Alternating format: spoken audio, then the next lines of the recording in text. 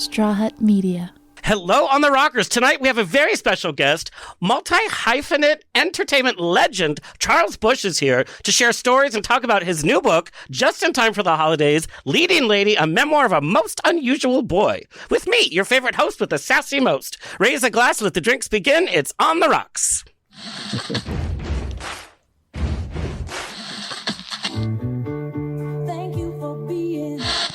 Life is a banquet, and most poor suckers are starving to death. I'd like to propose a toast. This is On the Rocks with Alexander, where I drink with your favorite celebrities as we talk about fashion, entertainment, pop culture, reality TV, and, well, that's about it. So pop a cork, lean back, and raise a glass to On the Rocks. Fasten your seatbelt. It's going to be a bumpy night. Lord have mercy, buttons and bows and pantyhose. On the Rocks podcast, the place where we're too glam to give a damn. Follow us on Instagram and TikTok at On the Rocks On Air, and on Facebook, On the Rocks Radio Show. Send me an email, book me for a pride, wedding, funeral, quinceanera, bris. I don't care. I'll be there. Info at ontherocksradioshow.com. We got your questions for today, so I'm very excited. Send us your guest requests. Who do you want to see on the show? Info at ontherocksradioshow.com. The show's presented by Straw Hut Media. You can watch and or listen to our now over 335 episodes at ontherocksradioshow.com for free. You can watch us on Apple TV, Roku, Amazon Fire TV on the Outlet.tv app, Facebook Watch, streaming on SVTV with Pride, and on Channel 31 in Boston, of all places. Hello, Boston. We proudly tape at UBN Go Studios, your one-stop place for podcasting. Okay, I am so excited. So we're just going to get right into it. An absolute honor for me to introduce the man who needs no introduction, Charles Busch, playwright, actor, director, novelist, cabaret performer, and drag icon. He's the author and star of over 25 plays, including The Divine Sister, The Lady in Question, Red Scare on Sunset, The Tribute Artist, The Confessions of Lily Dare, and of course, Vampire Lesbians of Sodom, one of the longest running plays in the history of off-Broadway. And his play, The Tale of the Allergist's Wife, ran for 777 performances on Broadway, won the Outer Circle Critics' John L. Gassner Award for Playwriting, received a Tony nomination for Best Play, and is the longest-running Broadway comedy of the past 25 years. Charles has written and starred in the film version of his plays Psycho Beach Party and Die Mommy Die, the latter of which won him the Best Performance Award at the Sundance Film Festivals. And who can forget, for 2 seasons, he appeared as Nat Ginsburg on the HBO series Oz, and is the author of the autobiographical novel, which I have a signed copy, Whores of Lost Atlantis. He has directed 2 films, the Showtime short subject Personal Assistant, and a feature, A Very Serious Person, which won an honorable mention at the Tribeca Film Festival. And due to his love and knowledge of film and theater history, he has appeared as a guest programmer and in numerous documentaries for Turner Classic Movies, and has lectured and conducted master classes at many colleges and universities. And in 2003, he received a Special Drama Desk Award for career achievement as both performer and playwright, and was given a star on the Playwrights Walk right outside the Lucille Lortel Theater. He's also the subject of the acclaimed documentary film, The Lady in Question is Charles Busch. Oh, God, there's so much here. He's so accomplished. He's also... No, there's more. He's a 2-time MAC Award winner, has performed his cabaret act in many cities. And in winter of 2016, his show, The Lady at the Mic, premiered at Jazz at Lincoln Center's American Songbook Series. And for his first CD, Charles Busch Live at Fine Size 54 Below, was released by Broadway Records. And his latest book, Just in Time, a best gift for the holidays, Leading Lady, a memoir of a most unusual boy, is now available wherever you get books. It's juicy, it's intimate, it's touching, and hilarious. It's a review of his life. We find out all the tea, everything you'd want from Charles and more. Please finally welcome Mr. Charles Busch. God. Oh my God, I'm exhausted. It's like the Kennedy Center honors, it just is on and on and on. I have to read the whole thing. No, I have to. What an accomplishment. And what an honor. I'm sure so many people have told you what your pieces have meant to them from the theater world, from the acting world, from the entertainment world at large. And it's hard to imagine how drag could be so mainstream today if it wasn't for pioneers like yourself, making men dressed up as women part of mainstream entertainment. And I know, and you talk about this in your book, do you consider yourself a drag queen per se? Oh, gosh.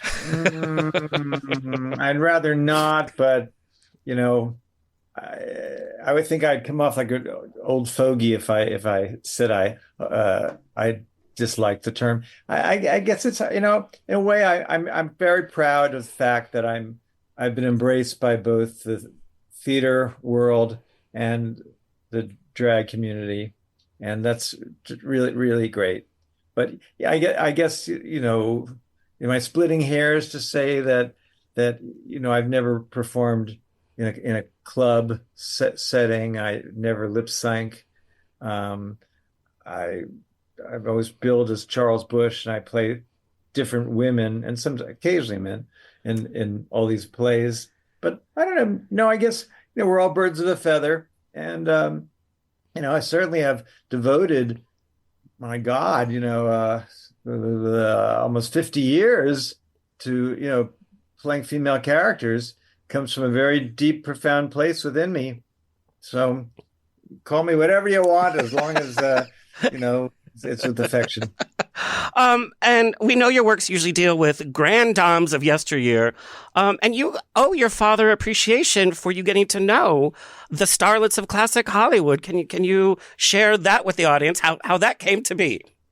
Well, I hope he comes off okay in my book. He was a bit of an absentee father in my early years. And, I really was raised because my mother died when I was 7 years old. And I was basically raised by her older sister, my Aunt Lillian, who's kind of the leading lady of the title of the book. Yeah.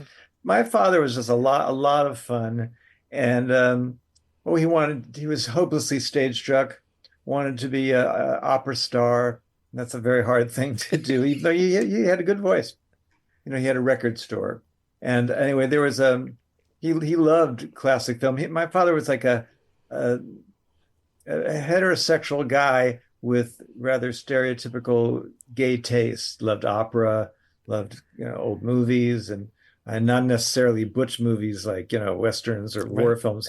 He liked Betty Davis and Joan Crawford and all that. And so anyway, there was a period where after my mother died, and we had to have a live-in housekeeper. So my room was given to her. And so they put in twin beds into my father's room because he was never there. He was either at work or he was, around going through the ranks of divorcees and parents without partners. But then he would get home, from a date at about, 11 o'clock, let's say, and he'd want to watch old movies.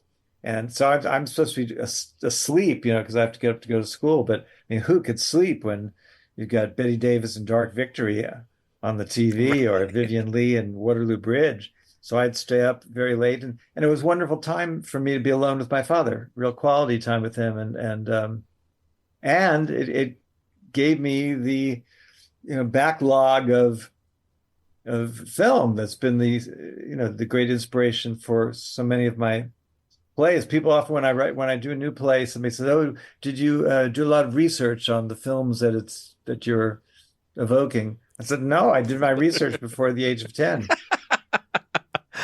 And I want to talk about your father, because you share very candidly about him not being able to raise you properly, and that's when you went to live with your aunt. On top of the grief of losing your mother at such an early age, and then the kind of grief of losing your father figure because you went to go work with your aunt, how does a little kid get through that? Well, I don't think anybody quite realized how fucked up I was, to be honest, because I was somewhat quiet, and I have always, to this day, I say I'm one of the world's great self-amusers. I don't require a lot of attention, oddly enough, and maybe I do. That's why I, put myself, in the spotlight. Yeah. But anyway, I think somehow in this house of grief, I slipped by. I have two older sisters, mm-hmm. But I did drift, and at a certain point, between the age of 8 and 14, I kind of went downhill, particularly as far as school went. When I was in other situations, I really wasn't this withdrawn person, but I didn't function in school, at all. And at a certain point, my aunt went to like a parents' day at my school. I was still living in Westchester in the suburbs of New York. And I had pulled a real fast one and had made her think that my father had seen my report cards and had him, he didn't really care that much, but he thought somebody else was seeing the report cards. And so when Aunt Lane went to school, and every teacher said that they were going to leave me after left back, that I was failing every course, and she was quite shocked that and thought maybe she dropped the ball, even though she really didn't. So she convinced the principal of the suburban school that I should go to summer school in New York City, where she could supervise me, and that if I passed these courses, then I should continue with my, into ninth grade. And so I moved in with her ostensibly just for the summer. And it really was a mixture of kind of Auntie Mame and the miracle worker, because I really was really kind of, I couldn't focus at all. I couldn't concentrate on anything. And it was really the great summer of our lives, not in joy or anything, but in just, well, for her, she stepped up, and I'm in a very emotional place these days, so forgive me if I get choked up, but just, she saved my life, really. She did. And you talk about her so beautifully, and in the book. Was it easy to transfer your love to her, being in this like new environment? Oh, the thing is, I was always half living with her anyway. Even when my mother was alive, I had this bond with Aunt, and I was my mother was quite fragile, and so I think often I spent the weekends in New York City at my aunt's apartment to kind of, just take pressure off my mother, perhaps. So we were extremely close, always, and so when I ultimately went to live with her, it wasn't. What was difficult was a suburban kid moving into New York City, and I was, when you're utterly miserable, you hate where you are, but you're terrified of the unknown. So all that I was a mess. I gave her a hard time, and I wasn't, just easily, putty in her hands. I was kind of in a state of hysteria most of the time, and so frustrated at my own ignorance and inability to focus and concentrate on math or science or biology or any of those courses that I was failing. And I would just, we'd be doing my homework every night together, and she would hold a cold compress to my head, so I'd stay awake, because I just, as soon as we'd open a book, I'd fall asleep. But I'd run from the table sobbing and using everywhere, the filthiest mouth, every combination of 4-letter words directed at myself, condemning my total being such an idiot and a moron, not being able to do what other people found so easy, but she would just, lead me back to the table, and we'd continue. And going back to your father, you talk about your relationship in the later years, him coming to see your show, you even, talk about AIDS with him. How did you kind of circle that relationship back? And did part of you kind of have to forgive him for not being there as a father? Yeah, it was weird. My aunt was extraordinary and made really every right choice for me, because she knew what the raw material was. She wasn't like one of those parents that has a fantasy of who they want their kid to be and make them conform to it. She took the raw material. So, but where she was human, and maybe made a mistake because she was human, was that she at a certain point thought my father really was kind of a danger in his negligence to my sister and I, that she stopped protecting his image, because after my mother died, she did try to think, oh, he needs a strong male figure. Right. So she never let me know as a child his excesses and negligence. That was fresh. But at a certain point, she couldn't take it anymore, and it was really horrible. She kind of dropped the curtain on him, and it was, it was basically, you have to choose him or me, and I chose her. I knew right away that she was responsible and had the means to protect me and all this. My father was like a 17-year-old boy, basically. Yeah. So I felt as a kid, if I felt any warmth toward him, I was betraying Aunt Lillian.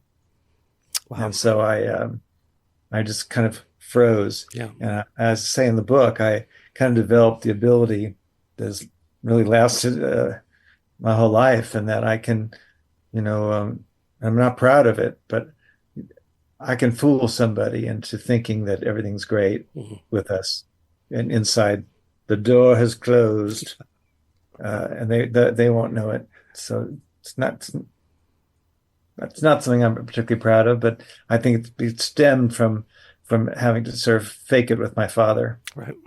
Yeah. But then much later, decades later, my ex-partner, Eric, and my sister really encouraged, this was basically after Aunt Lillian died, to just open my heart to my father, who really was a darling guy, and affectionate, and,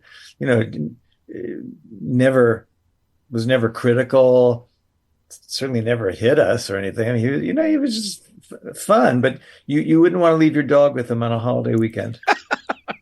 Basically. Wow.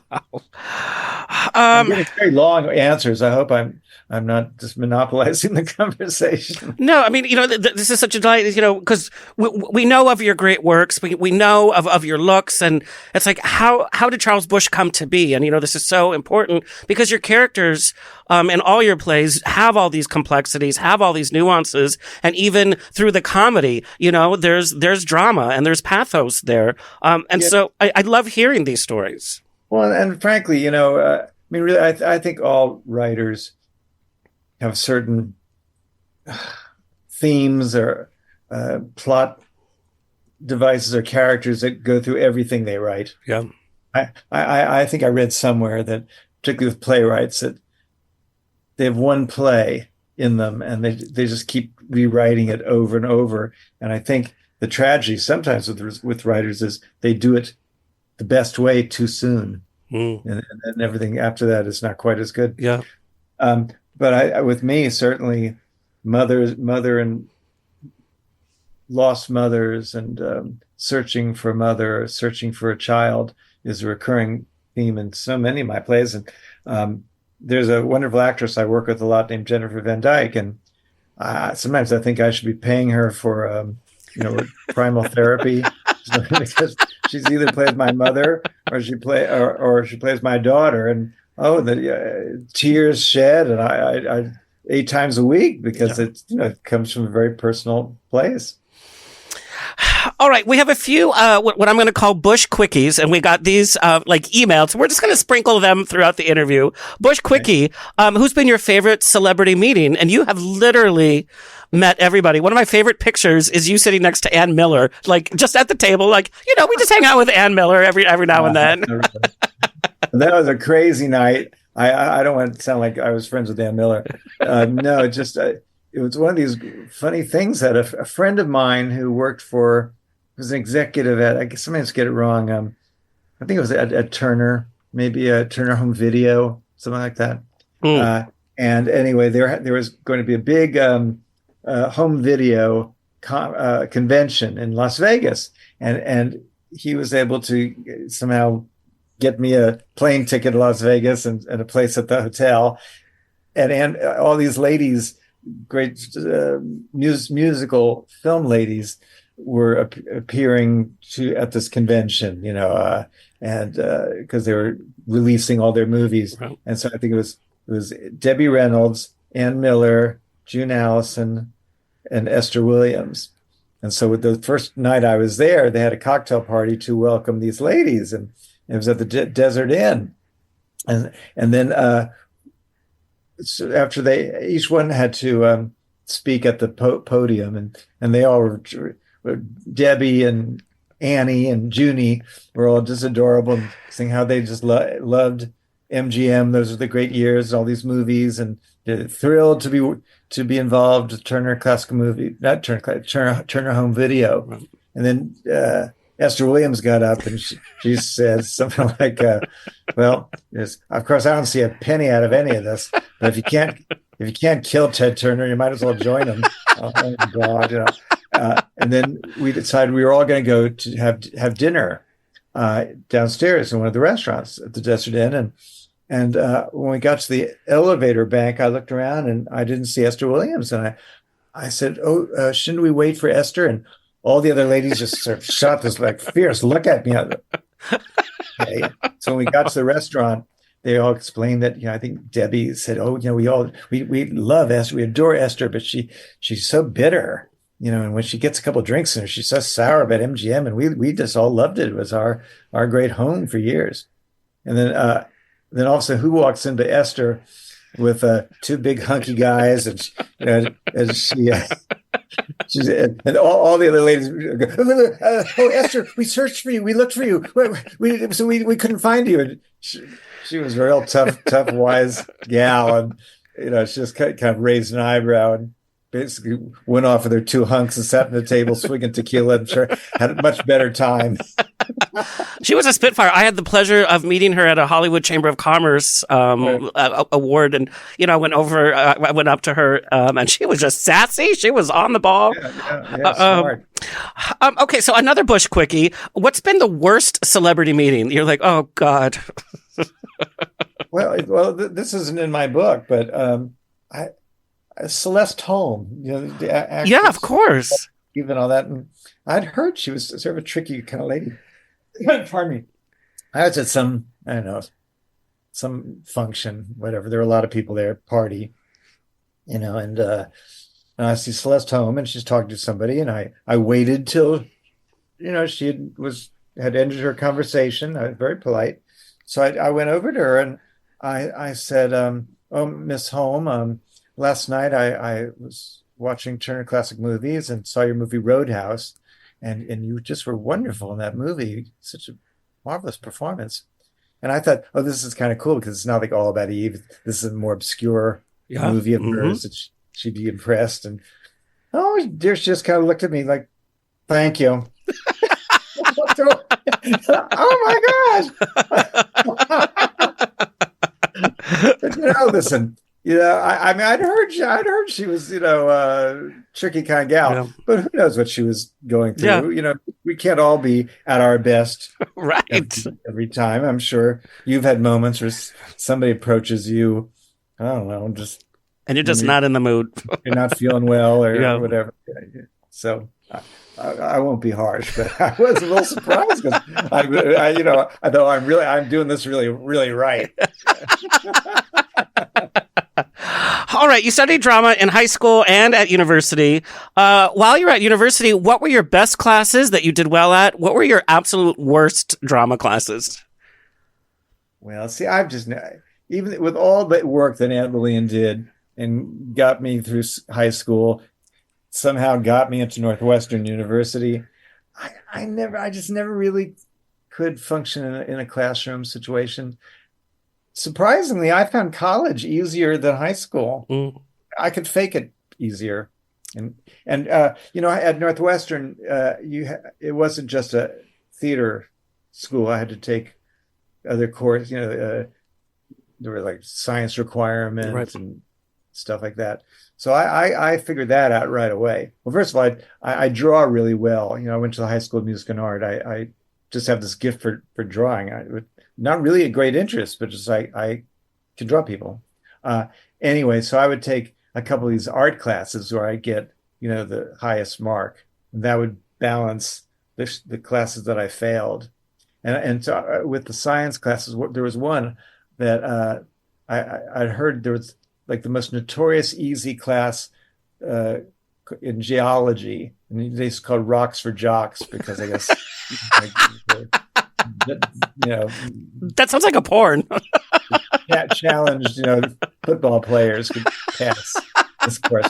Well, so it's actually a cute story. So I took rocks for jocks, and the teacher explains that we're all going to have to team up in pairs, and the whole grade is based on a project that each team does, and the midterm would be just explain where you are in that project, and then the final is that you've written a paper about this thing. So I looked around that room, and I found the nerdiest, just little fellow who nobody was going to want as their team, and I said, "I'll take you."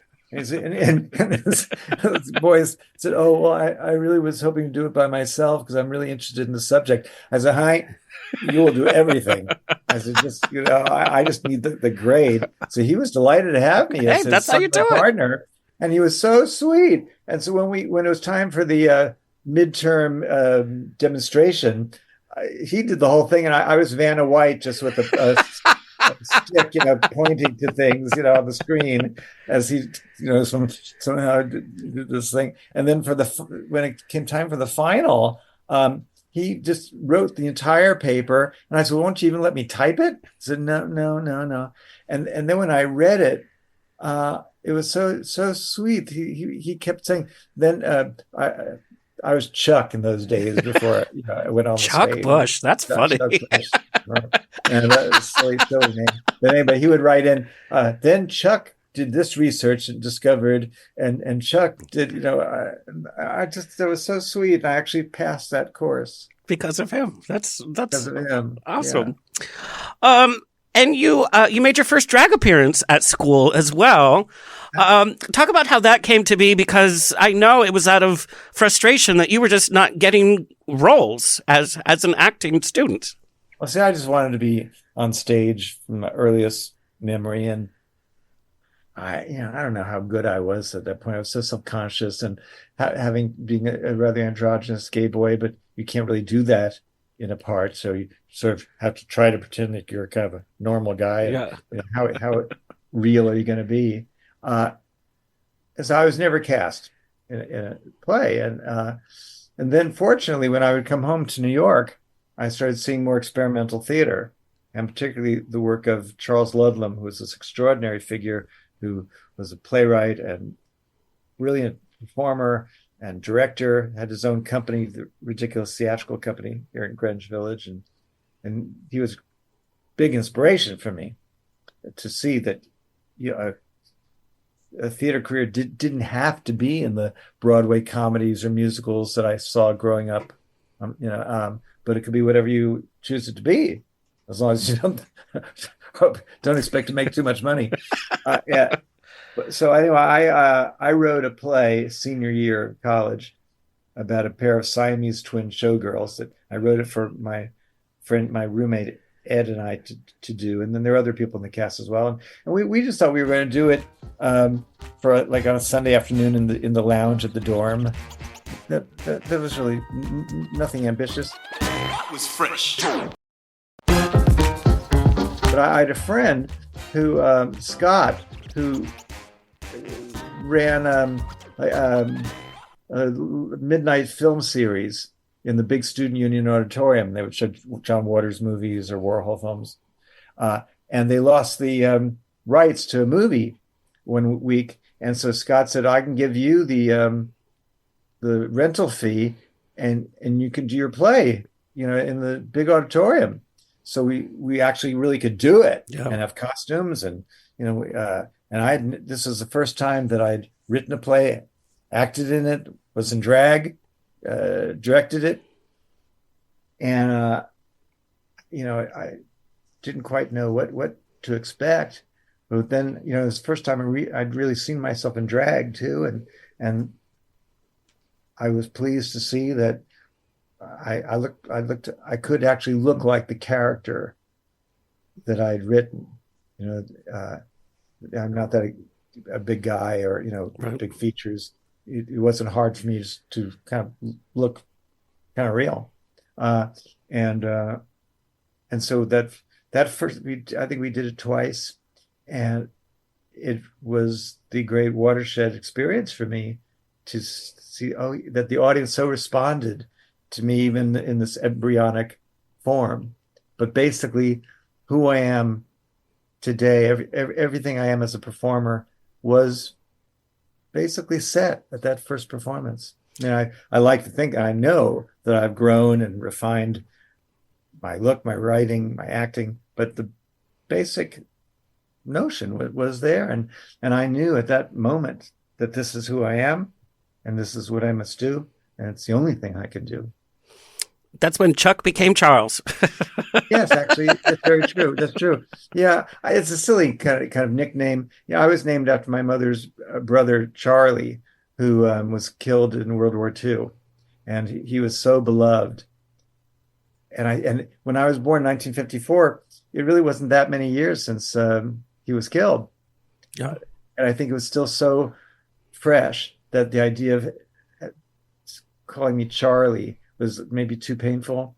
So somebody came up with Chuck, which certainly didn't suit me. But yeah, and as soon as I was able, I went to Charles. So, yeah. Charles, a major theme in your life and in your career has been the show must go on.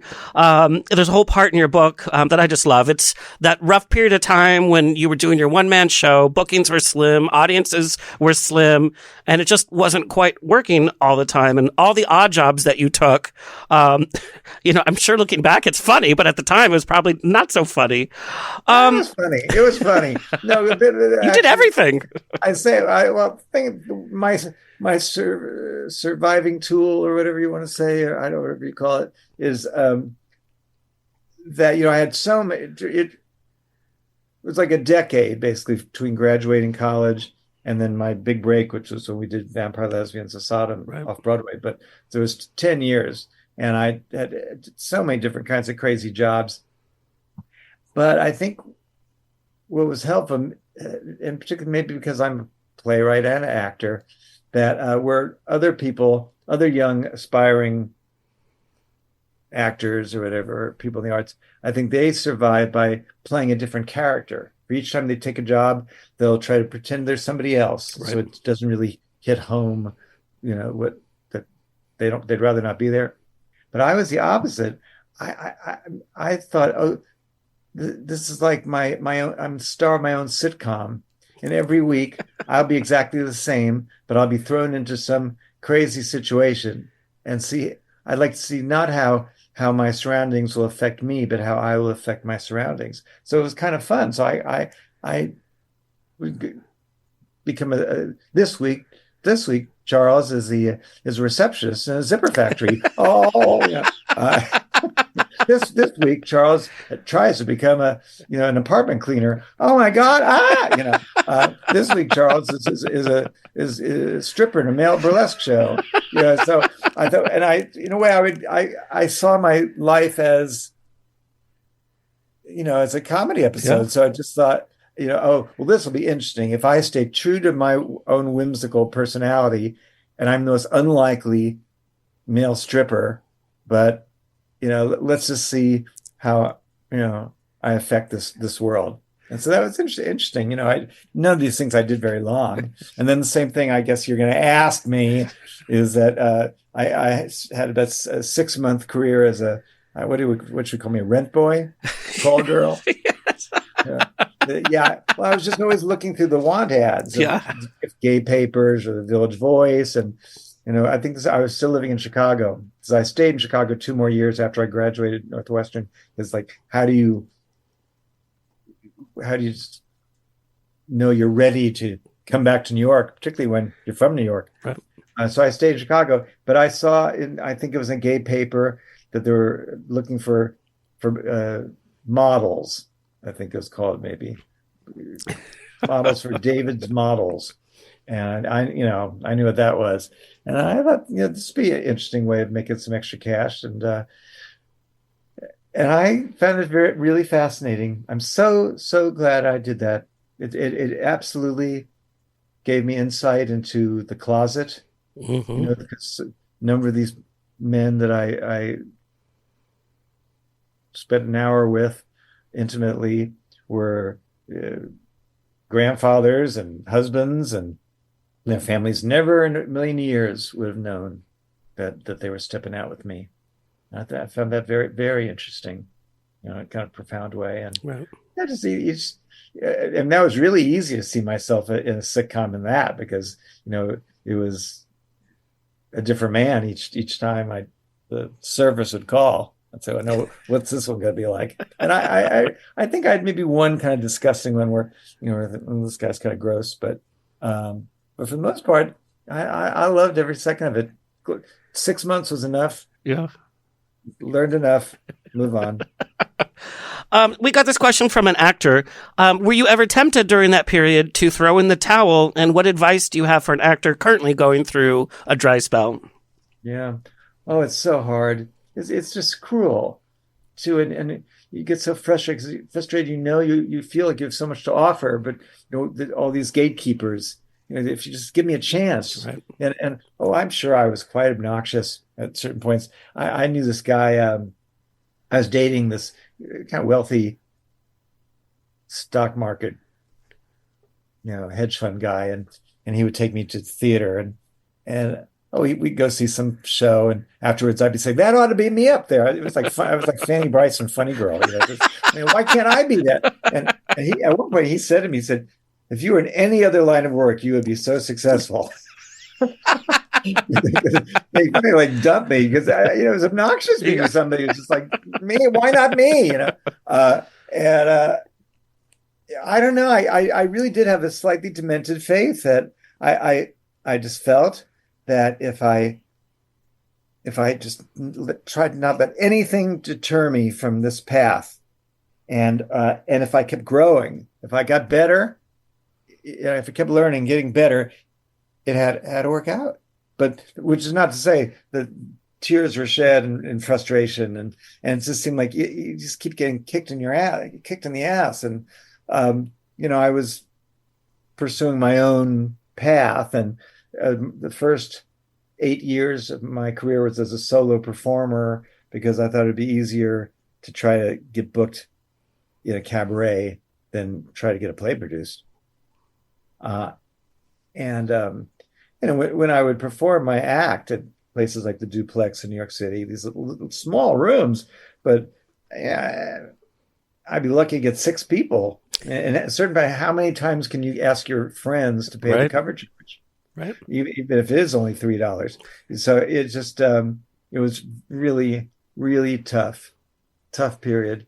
And then you see people who went to college with you who are getting out doing TV shots on, and or leaving the business and earning a good living in other fields. It's so hard, but you just have to keep growing and just if you really, really think this is all you can do, just keep at it. And my advice often is, because people say to me, isn't it all about who you know, and if somebody in your family is famous or something or important?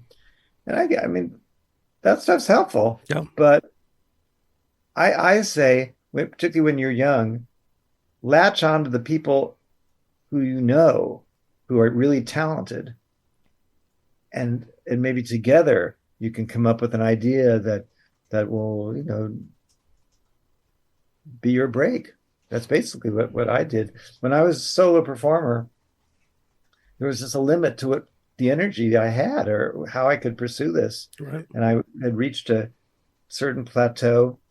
But then when I teamed up with my best friends and we started our little theater company, which we didn't even think we were starting up a company. There was this is in East Village in the 80s, and it was the milieu where Madonna emerged, and Keith Haring, the artist. And anyway, I went to see a friend perform in this tiny after hours bar art gallery in a very scary neighborhood way down on the Lower East Side. And I was so enraptured with my friend's performance, but really the ambiance of this strange punk, gay, goth East Village world, and I just wanted to, it seemed like the Kit Kat Club and Cabaret, or the Moulin Rouge, or any places like that. And so I just found the owner, and he didn't know who I was. I didn't know who I was, and he gave me 2 nights a month ahead. And I said, let's just do it. And I wrote this little sketch where I'd be in drag as the vampire actress. And I asked my best friend Ed, who was in advertising, if he could come up with the title for me, because what did it matter? It's not like a real play. We're just doing it twice. So he said, Vampire Lesbians of Sodom. I said, that'll do. And the rest is history, literally. Yeah. And I asked friends of mine, I asked my roommate who had been directing my act, I asked him if he would direct this, and he was ready to leave showbiz and go to law school, but he thought, why not?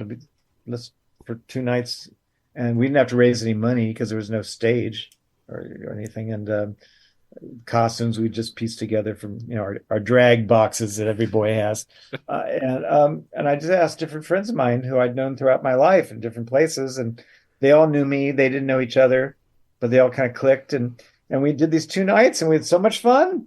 And so then we decided to do 2 more nights, and then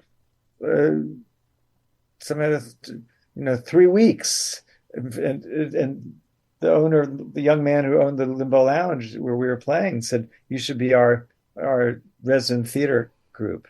And so we called ourselves Theater in Limbo, and it was just really was fun. And in a way, maybe there was a bit of a lesson learned that when I was grimly pursuing my solo career, nothing really was happening.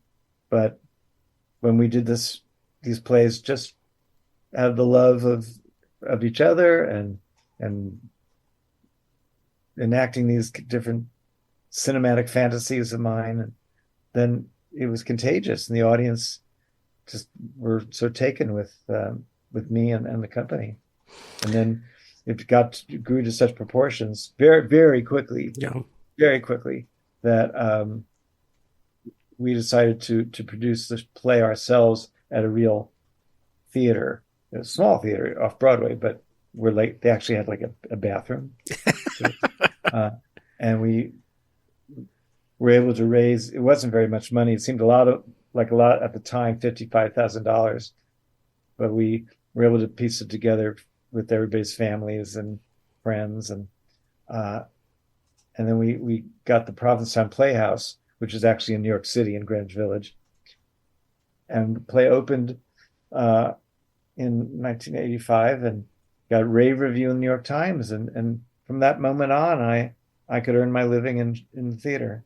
And no more having to be a hooker or a portrait artist or a receptionist or any of the things that I did. That was fresh. The Limbo Lounge years, you recount a lot of that time in your first book, Horrors of Lost Atlantis, and then revisit it again in your memoir. And it's such a colorful part of your life. What do you miss most about that period of time? Well, this is going to sound a little sappy, but I miss the love that we all had for each other. And time goes on, people move away or move out of your life for various reasons. 40 years ago, a lot happens. Yeah. But during this magical 6 months, it was such a brief period of time. Although, it actually went on for 7 years because we did, all these plays, Saga Beach Party, Lady in Question. I kept this company together with Ken Elliott for 7 years, which is something I'm very proud of. But the really golden period, in a sense, was early on, and we just loved each other. And I think, I wasn't a kid who really had a group growing up. I was kind of a loner sort of kid for the most part, and to suddenly have this group of people who wanted to play with me was extremely moving. Well, and to have critics and audiences love it as well. Do you ever feel the pressure to one up yourself with one success after another?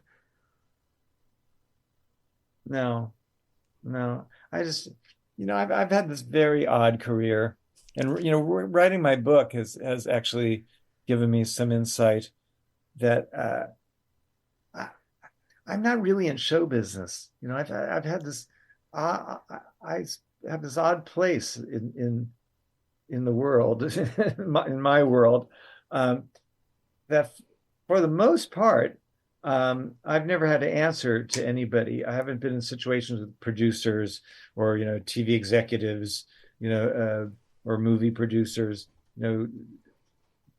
Even the few movies I've made have been indie films where we just there was no interference at all. Just did exactly what I wanted to do.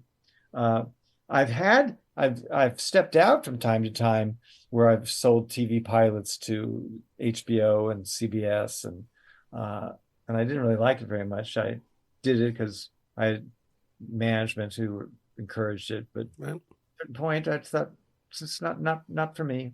I don't need it. And then I wrote the book to a big Broadway musical, rather notorious flop called Taboo, that Boy George was the. I love that part of the book, by the way, because you spill all the tea about that experience. Not all the tea, honey. I cut half of it. Oh my Lord! my agent said when he read the whole thing, said, I think you need to cut this in half because it's so depressing. It's making me nauseous. So I cut that half. Also, I didn't really, I didn't want the book to be where I'm settling scores. When I read other people's books, and it seems, I think the person spilling the tea comes off worse than the people that they're dishing. You don't really think, I don't know if I like this person the way he's telling all the secrets. So I try to tell enough because I like to be provocative, and I want it. It has to be a certain amount of dish. I don't want to write some bland thing, but I didn't want to hurt people. We got this as an audience question. Have you ever felt overshadowed by your female personas over Charles Busch, the person? That's a good question. That's good. Well, I think it happened more early on when I first was doing Vampire Lesbians and people were kind of discovering me. And I could see that sometimes people would come backstage. There were some people like in the fashion world. And I think they thought that because I was this drag performer, that off stage I was going to be this like real, bitchy kind of, camp personality and really on, darling, just a Miss Thing girl and all that. That's just not who I am. I'm not, I resent when then people, sometimes it's the opposite way, and I'll be interviewed and somebody said, off stage, he's so quiet and shy. And no, but I'm not, jumping off the ceiling, throwing glitter.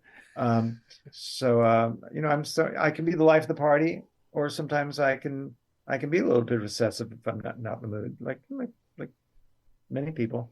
But yeah, I could see that there are times when I disappointed people, that they wanted the expectation that I was going to be this, wild character.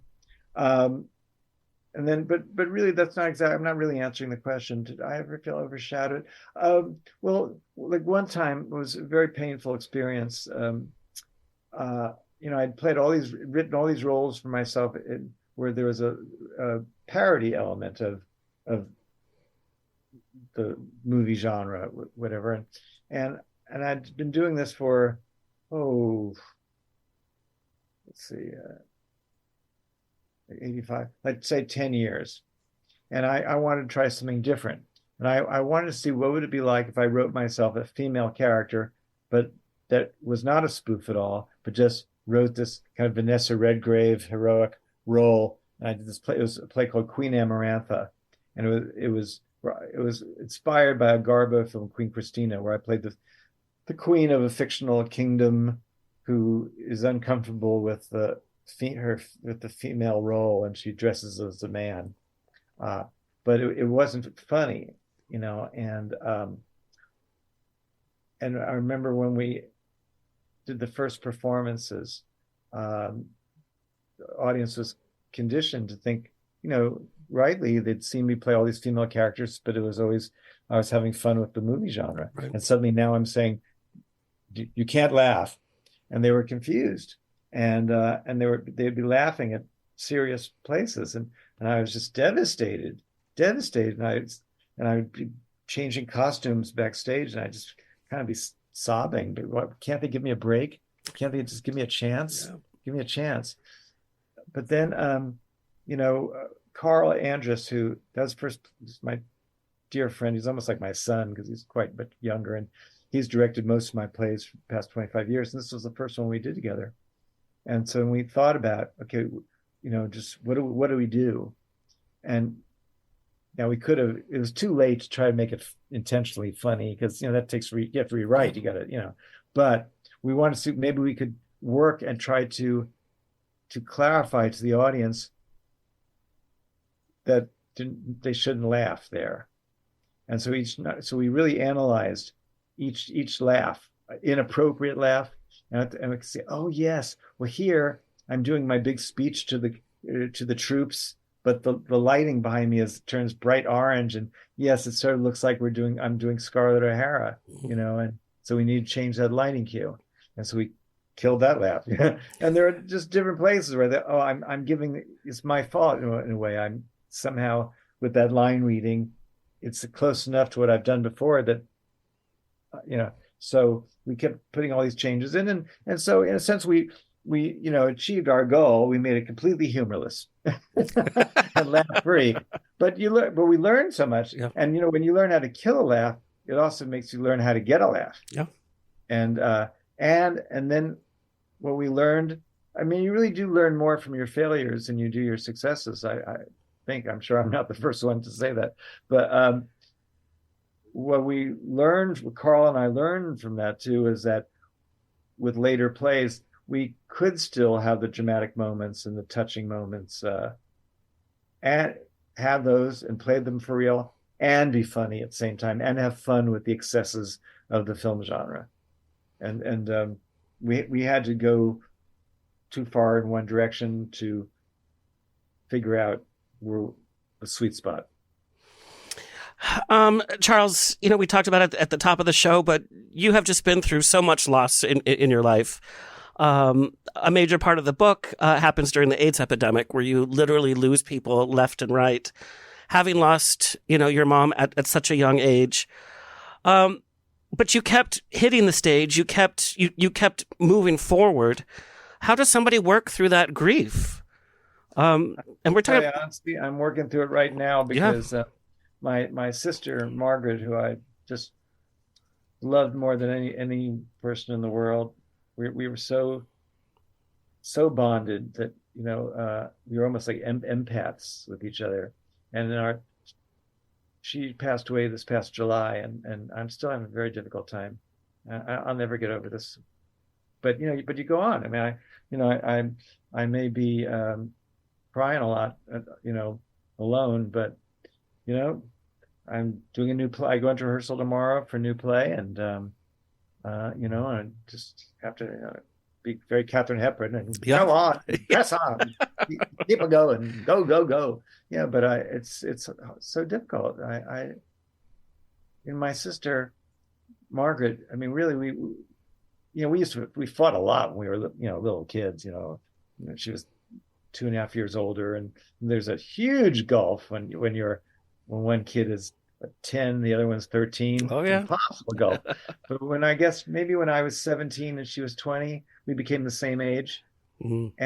And from that moment, I tell you, this is the honest truth, we never had one single moment of tension or disagreement in 50 years. Isn't that kind of crazy, isn't it? Yeah. But it was all just pure love, pure support. And I just can't.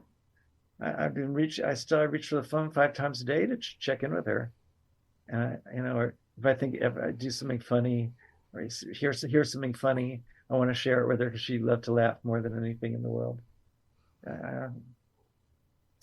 It ain't easy, baby, going through life, is it? It ain't easy. Uh, Definitely. I think one of the first times I interviewed you, I think, was during the summer, and I was telling you, I was taking care of my mom who was very sick, and she ended up passing away like 2 months ago. And it is that every day I go to text her because I would text her 30 times a day, even if I was in the same room with her. And and the way that it affects you every single day, there's moments of joy, and you can laugh, but grieving really is for us. It's for the people that are left behind, and it's tough. And my sister, the last 2 years were, she, was diminished in a certain sense, and but we still got some good laughs. Yeah. But anyway, I've kind of blocked out. I've blocked out all the images of her at the end, but in a way it almost makes it worse because now I only think of her at her best, and so I miss her even more. Right. I know exactly how that feels. Yeah. This is an audience question again. What has been a personal moment of triumph for you, not because it was the biggest critical success, but because it was a personal success for you? Well, I don't want to get too sappy here, but I'll tell you, since we're on the subject of my sister, I have to say, because, I've lived a pretty self-centered life. My focus really is me, my career, my work, yes, however, I'm really proud that a few years ago, when my sister started her kind of decline, even though she lived in New York City, and like 2 miles away from me or something, I had her move into my apartment for 9 months, where I could just take care of her and feed her and cook for her. And I'm so proud of that, particularly because, as I said, I've lived a bit of a selfish life, and that for those 9 months, I really stepped up, and her needs came before mine, and what Aunt Lillian used to always try to drum into me, that her standards of giving were so high, almost impossible high, but it was not enough to think of somebody else's needs first, but you had to think of their needs without them asking. Mm-hmm. That's hard, but I did. I really did. I stepped up for those 9 months, and I think I'm more proud of that than anything. Okay, but back to showbiz. I was telling somebody recently, just in a way, that the great nights of your career, at least for me, aren't necessarily from doing a play, but like one night events. Yeah. And I played Auntie Mame the 3 times. Yeah. A number of times. Yeah. But the first time was the best because it was just a one night event benefit for, I think it was the Actors Fund, and we had this all-star cast, playing all the roles, and I got my nephew. My 11-year-old nephew played my nephew, and he was fantastic. Oh, that's funny. He'd never acted before, and boy, was he good. He was a little too good. That was fresh. But the big thing that night was that Peggy Cass, who created the role of Agnes Gooch in the movie, she had been in retirement. She was quite old, and she came back and played Gooch. and we had, that's amazing. Well, I only found out later that actually they'd asked her if she would be willing to be the host of come out before introduce the evening. And she's evidently said, "Well, can I play my own part?" There's people, yeah, of course. And she, she moved like an old lady, but her voice was exactly the same, and every line reading was exactly as if she had just shot the movie yesterday. That's amazing. And so, Gooch doesn't come on until Act 2. Yeah, yeah. When she finally made her first appearance, the audience it was a big Broadway theater, and the audience just went wild, stomping, and then every single time she opened her mouth, there was another ovation. I mean, they weren't not even necessarily a funny line, but it was exactly as we knew it from the movie. Yeah. I lived. And she said afterwards, She said she felt like Maria Callas at the Met. Wow. And she honestly, I don't think she really was aware of the affection that particularly gay audiences have for her in that role. Yeah. She said it was the greatest night of her life, and Wow. she died about a month later. Wow. But she had this, Yeah. isn't it great, though, that she had this extraordinary moment of true appreciation. It was one of the great nights of my life, and I couldn't believe when I had to pull her off stage, saying "Live, live, live." Yeah. I know I'm not Rosalind Russell, but this really is Gooch. That's insane. What an absolute dream. How long did it take you to write Leading Lady? Because you cover so much ground. I can't imagine what kind of process that was to revisit your life. Well, should I tell you the real truth? Yes. I worked on it for like 14 years, but off and on. Yeah. Because I wrote about 5 plays in between. Right. But off and on, I didn't have a clue how I was going to do it. What the format would be, and I would go to Barnes and Noble and look at the shelf of celebrity memoirs and say, "Oh, let's see here. Lena Dunham. Well, her book is all just kind of separate essays, and then Tina Fey. What's she doing? And so I just didn't know, and I would try one way for about 8 months, and then I'd give it to somebody to read, a friend of mine to read, and then they'd give me real dumb advice. Oh, that's good. Oh, that's good. And I rewrite the whole thing. Then I'll give it to somebody else. They say, "Oh, that's all wrong." "Oh, you're so right. You're so right." And it took me forever. I tell this one story. One of the first attempts was I thought, "Oh, maybe I should just do it all on a tape recorder." And this 14 years ago, there was some newfangled kind of recorder that you speak into, and then you just plug it into your PC, and it transcribes it automatic. So I had my friend Julie Halston, who's really my muse, and featured quite heavily in the book. Heavily in the book. She's an outrageous girl. And she's retained. She's had a really nice career. She's Bitsy Von Muffling on Sex and the City and just like that. And she's a wonderful career apart from me, right, at my work. But she's retained her Long Island accent. So I interviewed her. I thought we jogged each other's memories about our early days, and we did a couple hours. And then when I put it into the computer, it all came between her Long Island accent and my sort of ground speaking. It was all gibberish. It looked like it was Bulgarian. Not one word was legible. So I guess I just have to write it. But I worked on it for so long, and it's a fascinating process. But really everybody should do it, whether just for your own therapy. You get into this zone of memory, and things start popping up that you like. The name of a neighbor's dog when you were 8 years old. Where'd that come from? Yeah. Just all sorts of stuff, and you do. It's painful. I mean, I did sit there when I had to.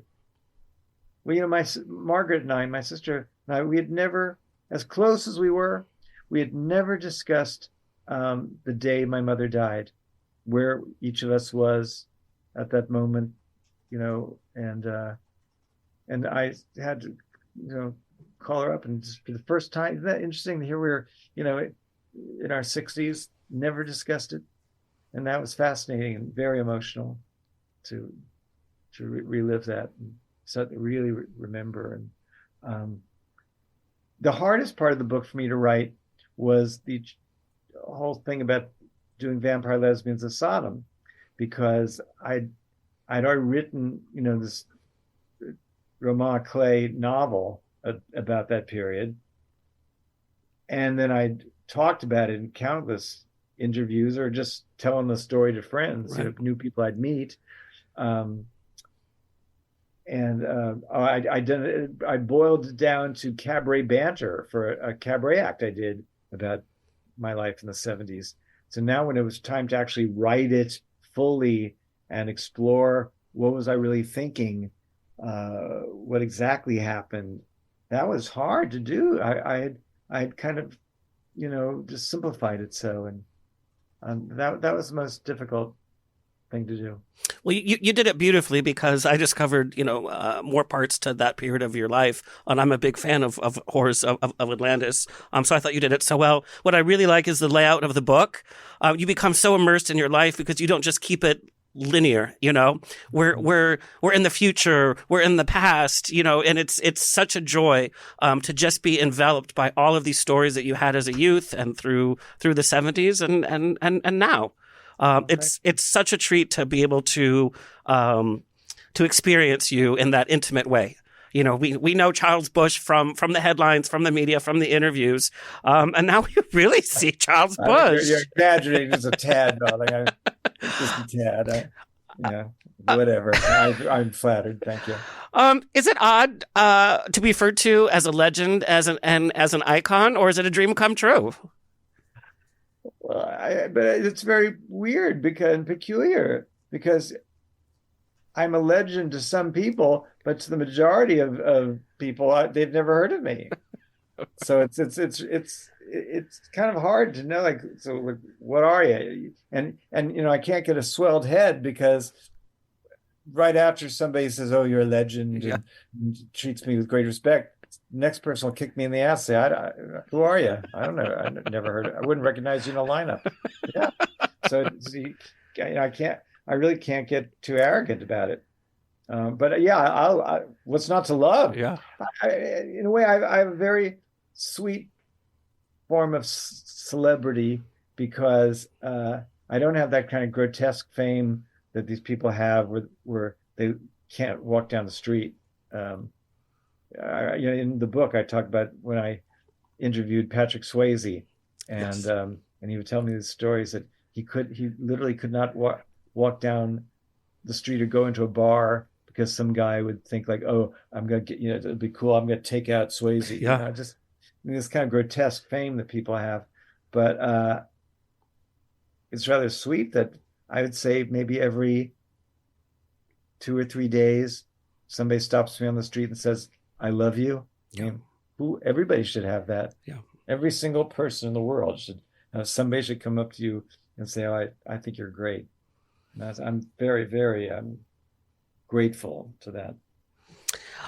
All right, Charles. Let's say Paramount wants to make a film of leading lady. Who was playing Aunt Lillian, and who was playing you during the Limbo Lounge years? Well, Aunt Lillian, actually, I think Kate Blanchett was really good. She kind of looks like my aunt, the kind of pretty good, prominent features and tall and angular. I think she'd be really, plus she can play anything. So I think she'd be That's a good choice. She'd be good. And well, maybe like Jennifer Lawrence could play me in sort of a male role. That would be a unique turn. I don't think Timothée Chalamet is really, I'm not sure he's quite right for it, is he? I don't know. I just saw him in Wonka and he surprised me. I haven't seen it, but he's supposed to be great in that. He's more kind of flamboyant? Flamboyant, singing, dancing. He actually smiles throughout the whole film. Yeah. Oh, let's get him. Let's do it. Let's do it. He signed. Yeah. Timothée Chalamet. Kate Blanchett. I love that. And I love seeing the picture of your Aunt Lillian. She just looks so regal. And everything as you describe her. The pictures in the book are worth the book because it's really cool. very, very. Ben Bell, Smart Pop, did a gorgeous job producing this book, and the cover is gorgeous, and the 24 full color pages. I mean, it's beautifully produced. And again, for the holidays, what a great gift and what a great read. And finally, what is your message to your fans? Live. Do I have a message? Just try to be brutally honest with yourself, but at the same time, have a sense of fantasy. Yes, and you can juggle the two. I think you're in good shape. And I'll say one last thing. Yeah, that I remember one time being stranded. My friend Ed and I, when I was working as a quick sketch portrait artist on the boardwalk in Wildwood, New Jersey, and Ed and I wanted to go to the bars gay bars in Atlantic City, but last bus leave Atlantic City for Wildwood at like 1 a.m. or something. And anyway, we were stranded. We couldn't get laid, and we ended up up all night and sleeping on the beach. Oh my God. In Atlantic City. And next morning, we got the bus stop opened at 6 a.m. and we trudged on our disco clothes and coal smearing on our eyes and all dank and moldy. And we got to the bus station, and there was this kind of skinny old black woman with a big old wig sort of half on her head, and she was working at the coffee concession. And she took a look at us, and she was pouring coffee, and she just took one look at Ed and I, and she said, "Baby, it ain't easy." That's the wisest words I'll ever hear. It ain't easy, baby. Maybe that'll be the title of part 2. Yes, that's a good idea. Good idea. Charles, thank you so much for chatting with us and for sharing your life in Leading Lady. Get it wherever you get books. It's definitely such a great read, whether you're a fan of theater or not, huh? And we have the audiobook is out also. Yes. So what an absolute treat. Where do you want everybody to find and follow you? Well, I have a wonderful website that my friend Kathy, who's done my wigs for my entire career, she does webs and wigs. And if you go to charlesbusch.com, it's so extensive. It is. That you can't even get to, it's like finding the source of the Nile. You can never get to the end of it. It's wonderful. And that gallery tab on your website is great as well. Good. Thank you so much. I hope you have a good holiday. I hope you have a good new year. And again, thank you for sharing so much of your life with us tonight. Well, thank you for having me on. I really enjoyed this. So did I. And when I come to New York, we're going to have coffee. But I've had the gamut of emotions, from tears to laughter to gaiety. That's this book. This is what this book does. Thank you so much. Okay, bye-bye. Bye. That has been our fabulous chat with one of my favorite all-time people from entertainment, and just what a joy. Well, that's all, folks. It's always a grab bag of fun here every weekend on The Rocks. Big thank you to our engineer, Tony Sweet, our social media clip editor, Alexis Mendez. And for the holidays, we are doing a special Christmas episode with drag racist Trinity the Tuck. And you were so taken with our episode with Adam Berry from Kindred Spirits about the paranormal, so he's coming back for a part 2. And we're also going to welcome Jelani Remy, who's currently in Back to the Future on Broadway, and the Grammy-nominated Courtney Reed, who's currently in Moulin Rouge. They're doing a project at Joe's Pub in January, so we're going to chat with them. That's all coming up. Please like, share, subscribe, so we can continue bringing this fabulous programming coming your way for free. Until next time, stay happy, stay healthy, stay sexy, and if you drink, stay tipsy. This has been another episode of On the Rocks. Tweet me and slide into my DMs on Twitter and Instagram at On the Rocks On Air. Find everything On the Rocks for free at OnTheRocksRadioshow.com. Subscribe, like, review, and share. Until next week, stay fabulous.